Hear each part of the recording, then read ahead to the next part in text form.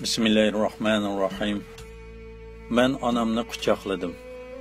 İnson uchun hayot vaqtida qadriga yetmay, onasining jasadini quchoqlab yosh to'kishdimmi, ortiq azob bo'lmasi kerak. Karvatdagi onamning jasadini quchoqladim va ko'zlarimga ixtiyorsiz yosh oldim. Bir oz yig'ilib olib, uyiga sinchilab qaradim. Shira ustidagi tomoqqa va uning yenidagi bir parcha xatga ko'zim tushdi. Derhal xatni oldim-da o'qishga boshladim. Jinim o'g'lim, sen eng yaxshi ko'rib yeydigan tomoqni yetib qo'ydim. Aslida issiqida yavagan bo'lsang, shunda xush bo'lgan bo'lardim. Kichikingda opam men sizga bekamroq, siz aytgan tomoqqa teximomroq deb ishtabiga shu qiyaptim. Helam ko'z oldimdan ketmaydi. Mana cho'ng bo'lding. Tomoqlarim sana tetimasib qoldimi tang? Har qatim qo'sqim to'q deb tomoq yegil unmaysan. Bilamsan o'g'lim, sening oshirib qo'ygan tomoqingni yeyishmi men uchun katta baxt. Seni har ko'rganimda dunyoda mendan baxtli inson yo'qdek his qilaman. O'g'lim, bugun sana ko'nglimni xat orqali ifodalayotiman. Ko'zingda yosh oqizmaslikqa shuncha tirishdim. Sening ko'zingdan yosh tomsa, mening yuragimda qon tomchiydi. Sen kulsang, qalbim kuladi. Hozir eshik tubida seni saqlab o'tiryapman. Bu o'tirishmi men uchun baxt. Men shaman hidlaringni elib kelmoqda. Men qolmay turmoqdaman o'g'lim. Kuyimchan dadam kichik vaqtingda olamdan o'tdi. Mening ama vaqtim qancha qoldi, buni bilmayman. Belkim sana bu xatni o'z qo'lim bilan bermasligim mumkin. Agar o'zim beradigan bo'lsam, umrimning oxirgi katta baxt bo'lgan bo'lar edi. Sana bergan sutimga u dunyo bu dunyo rozi.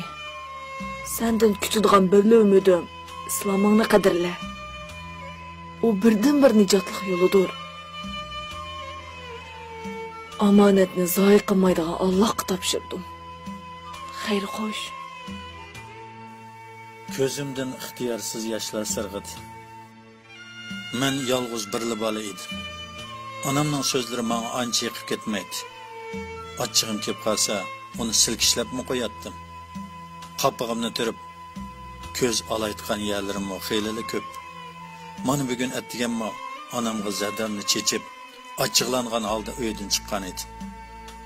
Oshxonaga kirib, tomoq buyurdim, saqlab o'ltirg'ach, udulimda o'ltirgan bir yoshning yashangan bir ayolga, "Ana, nima yegingiz bor? Men sizga hech chiqib beramadim. Mendan rozi bo'ling" degandek so'zlar bilan uning do'mbilarini, qo'l-putlarini tutayotganligini ko'rdim. U onaning bo'lsa, "Men sendan rozi o'g'lim" deb o'g'lining peshonasiga so'ygan qiyofati qalbimni larzaga soldi. Shu hamolla onamni esga oldim. Meni uchun chekkan jafo mushaqqatlari ko'ngil ekranimdan bir-birlab o'tishga boshladi. "Tomog'ingiz tayyor bo'ldi" degan ovozni anglab eslimga keldi. Menmi shuningga o'xshashli bir o'g'ilg'u. Onam menga shundoq. Yo'q, balki uningdan bekarak omroqdi-ku. Men uning uchun nima ish qilib berdim deganlarni o'ylag'ach, tomoqimni yedim. Chanoqlarim issiq yosh yo'q.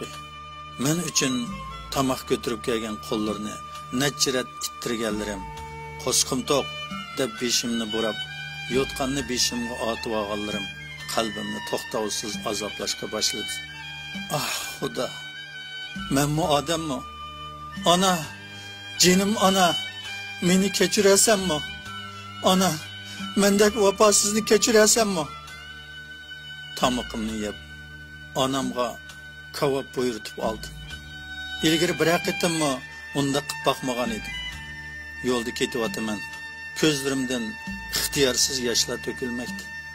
Onamning men uchun ib qo'ygan, sovib ketib ketgan oshlarni, menga qarab kulimsirab o'ltirib yegizgan qiyofatlari ko'z oldimdan o'tdi. Ah, Xudo. Men rostilla vafosizkanman. Yo'l bo'yi.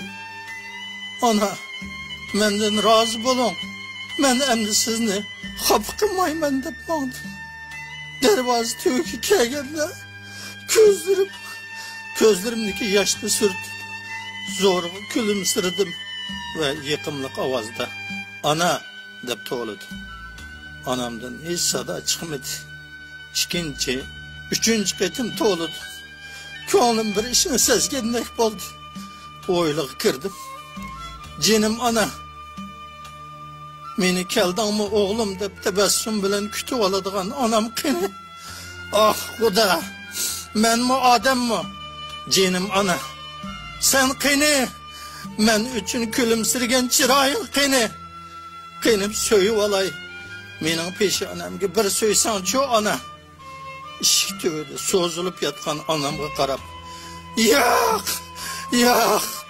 deb vaqirab o'zimni otdim. Bir hasadan keyin beshimni ko'tarib, onamni uyiga akirib, karvatga yotqizdim va uni quchoqlab, bir tomchi yosh eqishni xohlamaydigan ko'zimdan taram-taram yoshlarni oqqizdim. Lekin o mening yoshlarimni surtolmaydi. "O'g'lim, nimaga yig'laysan?" deb menga tasalli berolmaydi.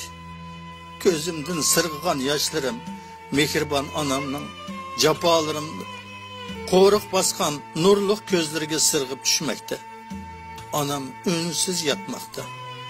"Jinim ona, mendan rozi bo'ling, meni kechiring" deb nafrat etgan so'zlarim javobsiz qolmoqda. Onun uchun epkelgan kavoblarim so'vib ketib ketmoqda. Xuddi onam men uchun saqlab ketib ketgan tomoqlarga o'xshash. Ah Xudo, dunyoda mendek vafosizdan yana biri bormidi? Qalbim unsiz zorlanmoqda.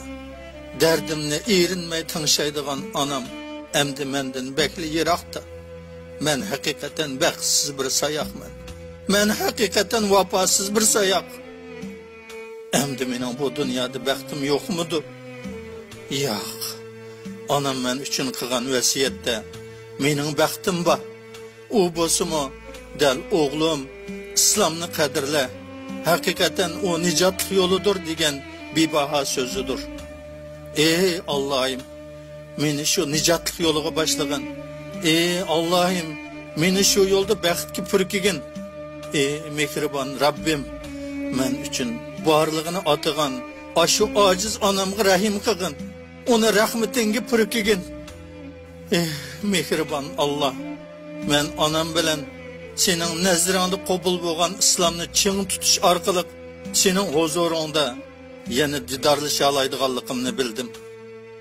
Meni bu orzuimga yetkazgin. Meni o'z yo'lingdan toki sana muloqot bo'lguncha toydirib qo'ymagin. Haqiqatan sen barcha xayrlik va mehr shafqatning sohibisan.